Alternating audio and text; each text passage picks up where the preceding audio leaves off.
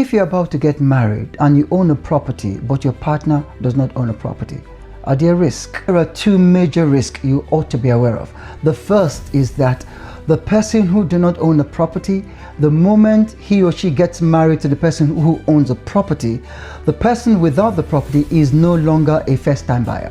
The reason is because of the marriage. So the moment you're married, the person without property is no longer considered a first-time buyer. Now this is the offshoot. If she or she is no longer a first-time buyer, it means that she will not qualify for stamp duty exemption. Let me explain. If you're a first-time buyer and you're buying properties below £124,000, you will not pay stamp duty.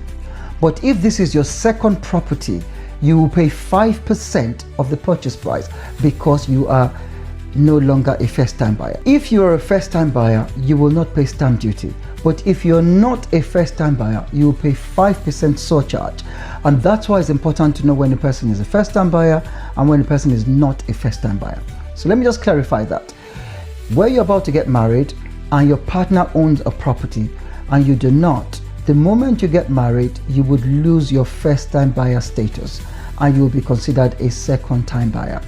In that case, you're going to pay a surcharge of 5% for the property you're going to buy, albeit your first property. The second risk is got to do with Lifetime ISA. Lifetime ISA is a help to buy scheme for first-time buyers. And if you're a first-time buyer and you save monies in ISA, the government will put 25% of your savings. But if you're not a first-time buyer, you would lose that status. And that's why it's important to know if you're a first-time buyer or not. And in this situation, if you lose your first-time buyer status, you will not have that benefit. That's all I have. I'm Godwin Okri. Follow me for more.